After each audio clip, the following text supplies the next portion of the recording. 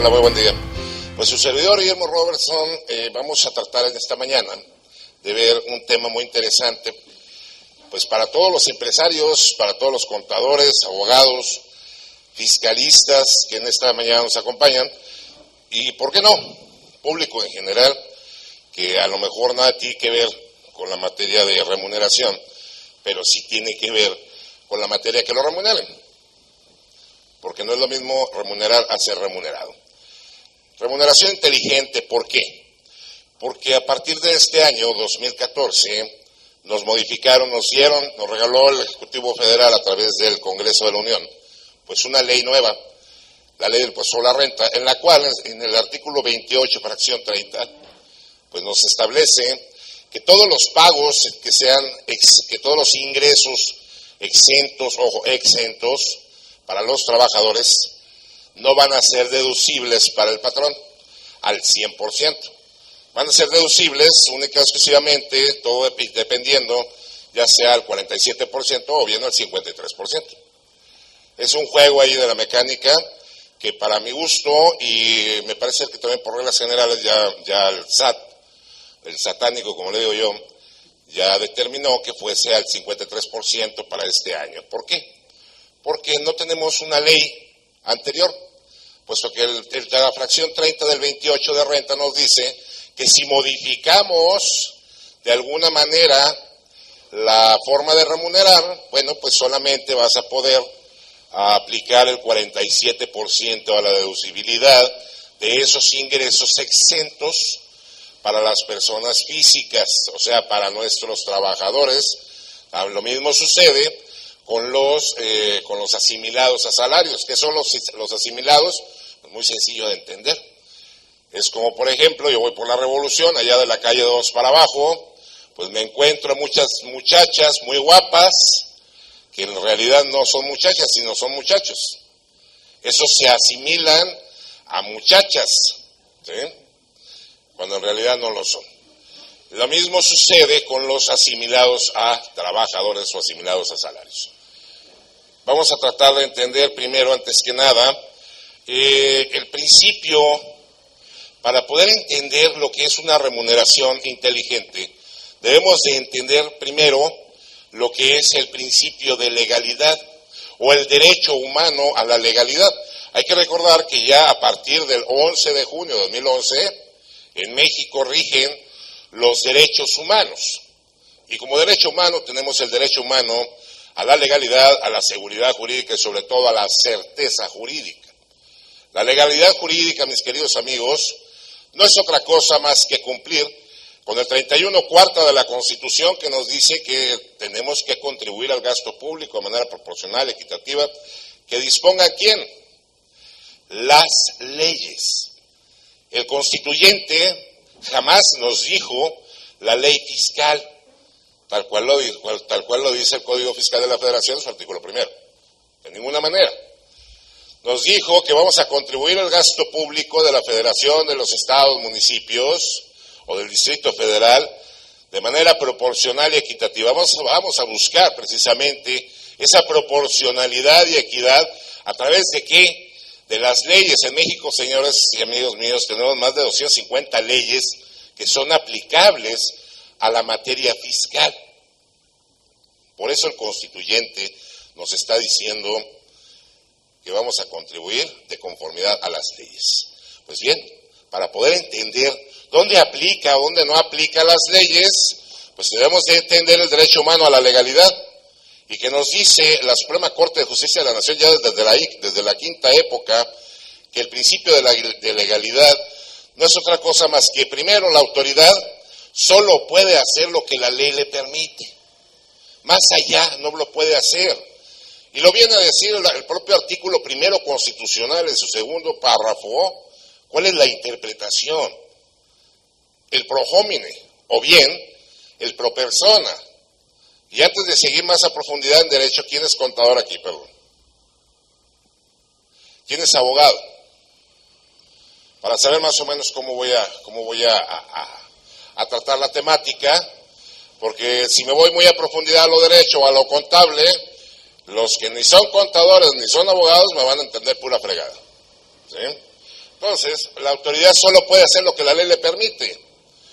Ya quedamos. Y la interpretación de la ley, cuando se trate, ojo, cuando se trate de actos de autoridad, deberá ser aplicado conforme a la letra propia de la ley, puesto que así nos los dice y así nos los norma el famoso principio, o ahora ya tutelado, derecho humano pro persona, que también es aplicable a las morales, sí, también es aplicable a las morales, por ministerio del propio artículo 1 constitucional. Y de nosotros los gobernados, ¿qué podemos hacer? Primero, todo aquello que la ley me permite. Donde me dice la ley, puedes hacer deducible tal cosa, eso lo puedes hacer. Todo aquello que la ley no me niega. Y ahorita vamos a ver un ejemplo muy claro de seguro social. Las cuotas que nosotros como patrones pagamos de nuestros trabajadores, ¿serán o no deducibles? He asistido a varios congresos nacionales en los cuales hay algunas voces que dicen que no son deducibles, que porque la exposición de motivos para la reforma del propio 28, mejor dicho, para la creación del 28, nos dice que no son deducibles, que porque vas a erosionar la base del impuesto. Pero, ¿qué crees? La ley jamás te lo niega.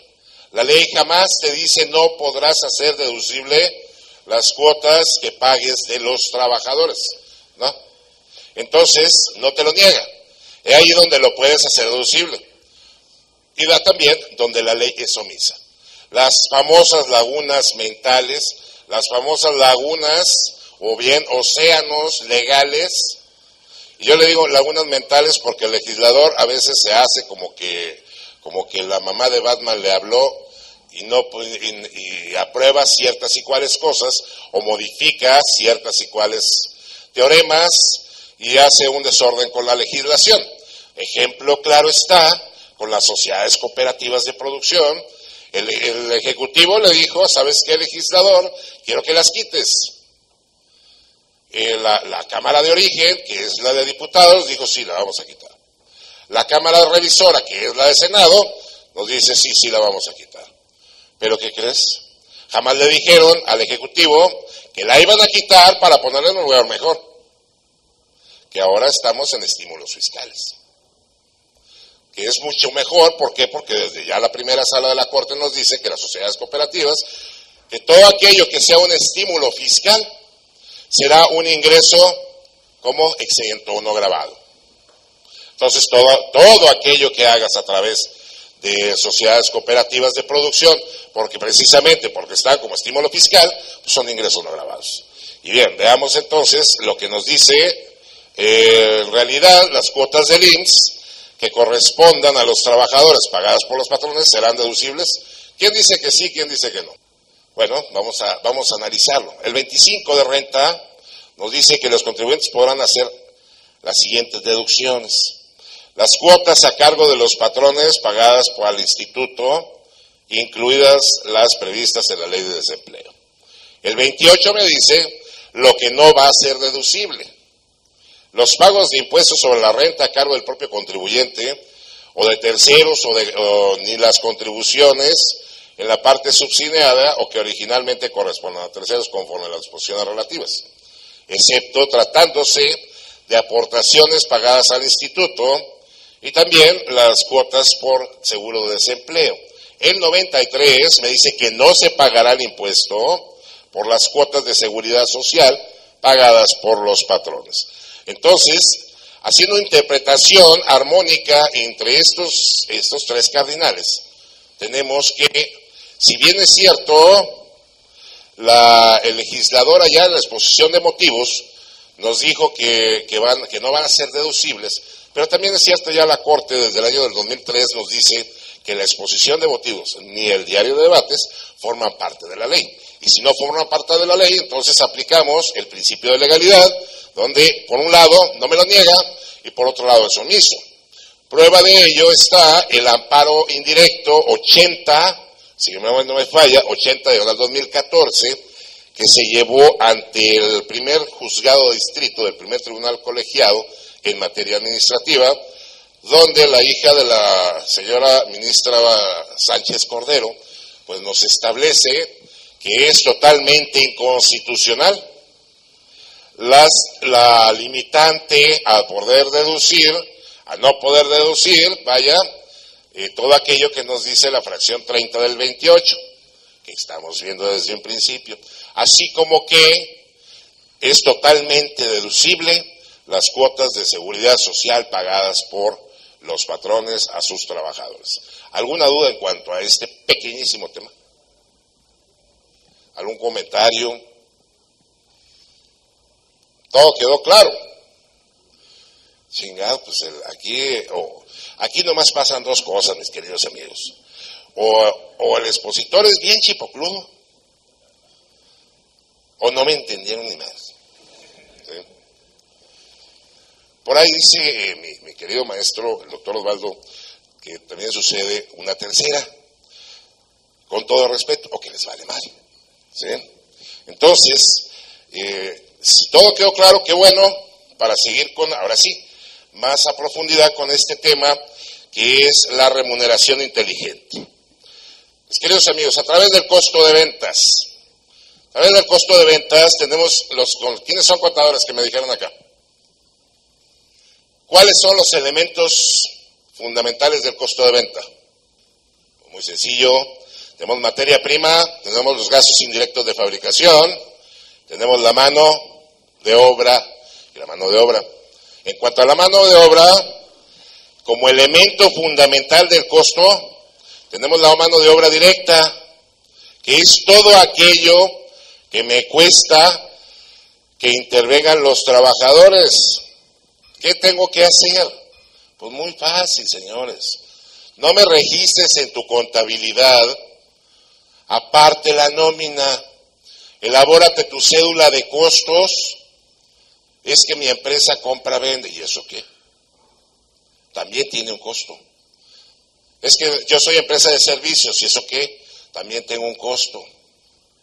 Bueno, pues a través de tu cédula de costos, ahí vas a ingresar, ahí vas a registrar la mano de obra directa, los operarios.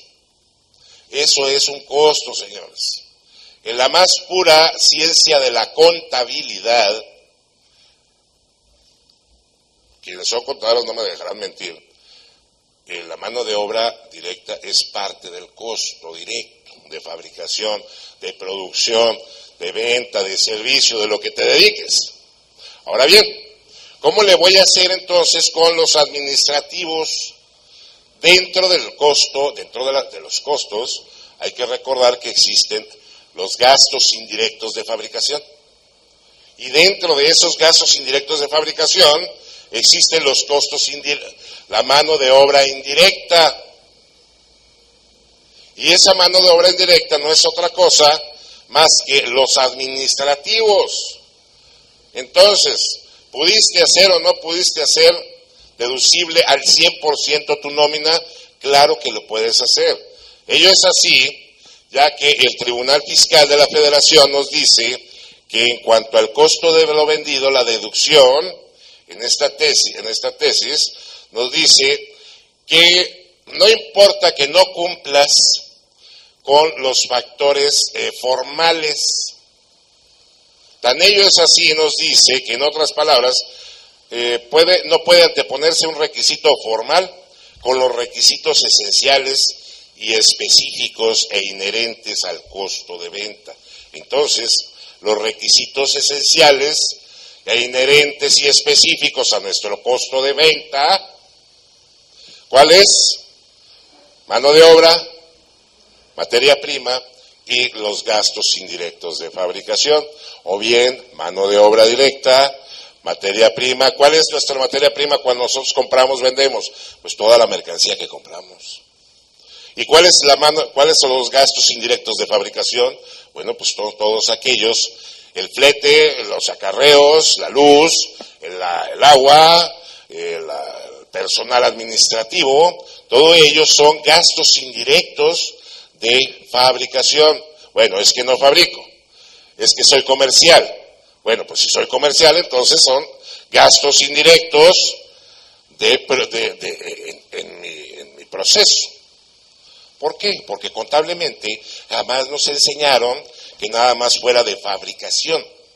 Contablemente, en la más ardua ciencia de la contabilidad, hay que recordar costos 1, 2, 3, los que estudiamos contabilidad alguna vez, o los que fuimos a la carrera, a la facultad de contabilidad, pues nos enseñaron ello.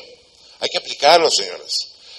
Hoy en día la situación, hoy en día la legislación y los que legislan, que por cierto no tienen facultad para nada, para legislar, a través de los malditos criterios no vinculativos que no tienen ninguna fuerza legal, puesto que el 33, inciso G, del Código Fiscal de la Federación, que es la base o es el fundamento que ellos utilizan para emitir un criterio no vinculativo, donde nos dicen que crear sociedades cooperativas, sociedades comanditas, no sé, las comunidades por acciones, la yucateca, etcétera, con el único fin, dicen, para prestar los servicios de outsourcing, casi te lo están diciendo, y si te lo dicen, ahora para 2014, son actos totalmente ilegales.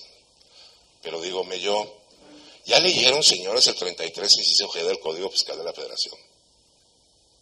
Donde dice que si bien es cierto, la autoridad tiene facultad para emitir reglas de carácter general y que dichas reglas única y exclusivamente te otorgarán beneficios. Jamás te dice que te van a otorgar, que le va a otorgar facultad para que te sancione, ni tampoco te dice que te puede dar obligaciones. ¿Por qué? Porque las reglas de carácter general única y exclusivamente son para que te normen las reglas del juego, por si acaso no entendiste la ley o el reglamento. Para eso son esas reglas de carácter general. Entonces, ¿qué fuerza vinculante de ley puede tener? Ninguna. Hasta su nombre te lo dice, criterio no vinculativo. Yo quiero saber entonces dónde carajos están los criterios sí vinculativos. También. Puesto que si tengo el no, debo tener el sí. Para empezar. Para poder seguir, cuando te dice que no es vinculativo, quiere decir que no tiene fuerza legal.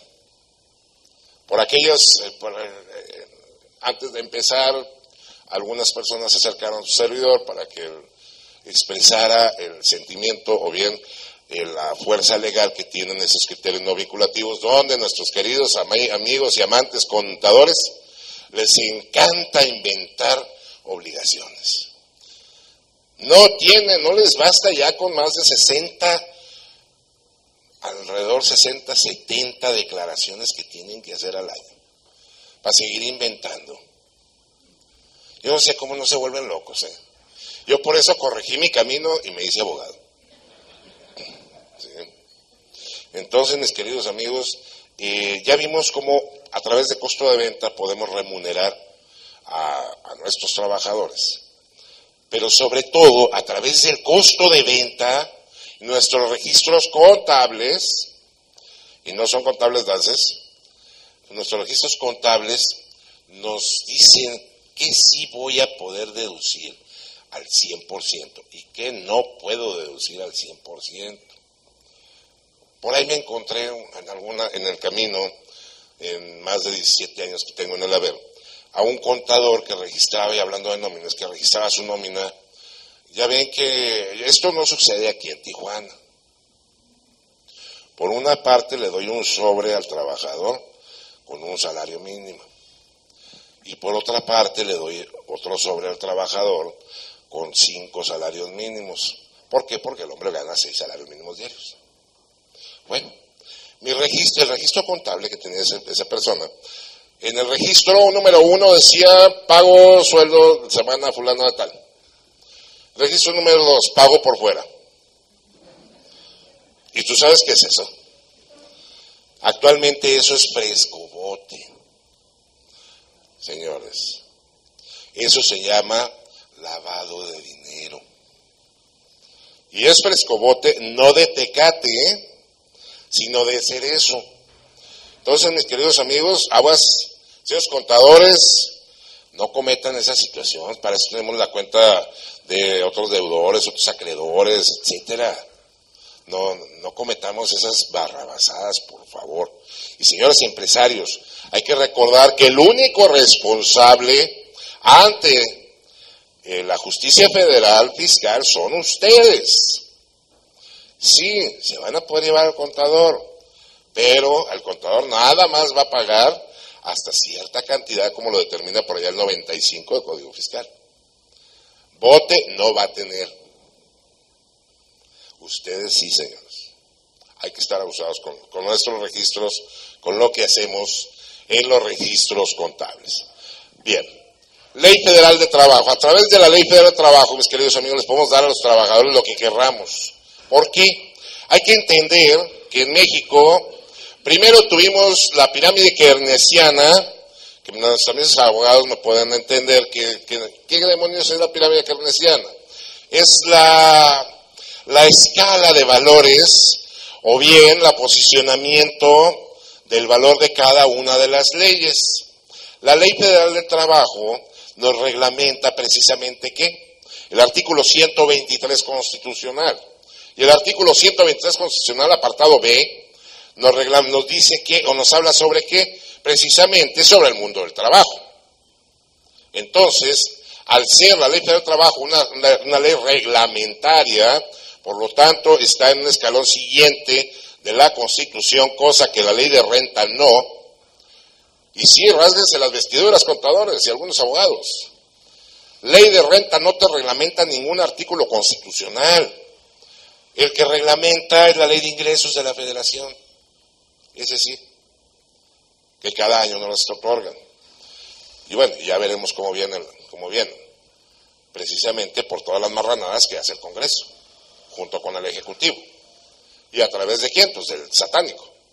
Entonces, bueno, tenemos que la Ley Federal del Trabajo es una ley reglamentaria, por lo tanto, es superior a la ley del impuesto sobre la renta, a la ley de valor agregado, a la ley de seguro social. ¿Por qué? Porque la ley de seguro social, si bien es cierto, me viene a reglamentar alguna parte muy mínima de la Constitución del 123, pero también es cierto que ya la Suprema Corte de Justicia de la Nación de este país, o sea, el Pleno, a través de dos jurisprudencias, la 11 y la 12, si mi memoria no me falla, de 2011, nos dice que la Ley Federal del Trabajo, la ley del Instituto Mexicano de Seguro Social, la ley de Seguro Social, es una ley de carácter federal.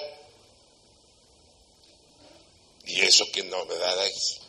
Pues muy sencillo, que primero está la Constitución y los tratados internacionales, posteriormente están las leyes reglamentarias, y en tercera posición están las leyes federales. Por lo tanto, la Ley Federal de Trabajo está por encima ¿de quién? Tanto de Ley de Renta, de Valor Agregado, de IEPS, de IMSS, de Infonavit y en fin de todas las leyes fiscales. Veamos pues qué nos dice el artículo 2 de esa Ley Federal del Trabajo. Nos dice que las normas del trabajo tienden a conseguir el equilibrio de los factores de la producción y la justicia social, así como propiciar el trabajo digno y decente en todas las relaciones laborales. Las normas de trabajo, vayan anotando ese pedacito, las normas de trabajo.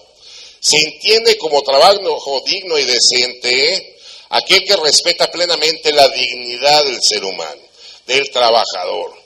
O sea que un salario mínimo me alcanza para respetar la dignidad del trabajador. No, señores.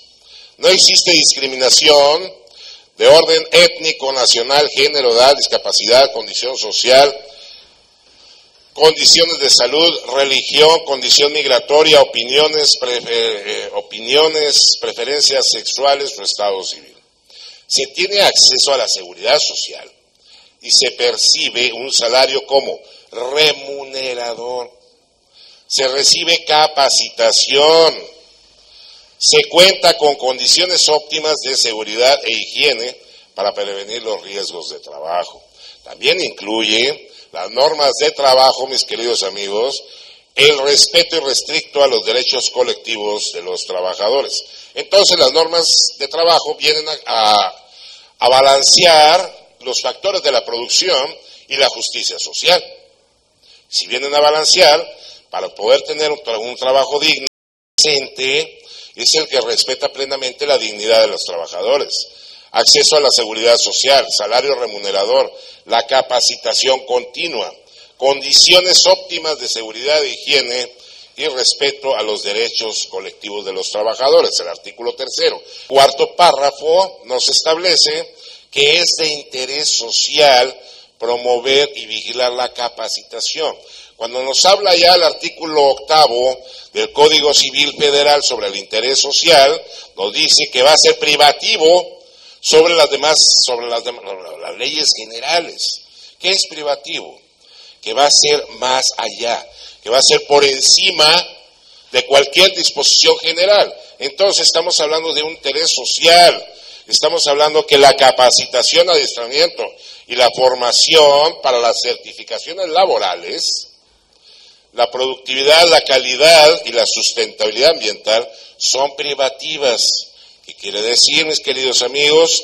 Que son de interés social, y como interés social nos interesa a toda la colectividad, nos interesa a todos lo que a la compañera le den como capacitación, adiestramiento o formación.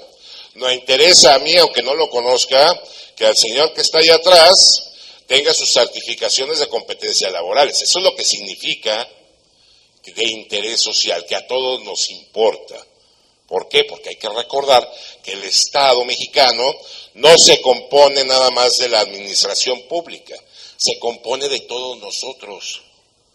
Entonces, de conformidad al 25 constitucional, en alguna ocasión lo analizaremos, ese 25 constitucional nos está diciendo que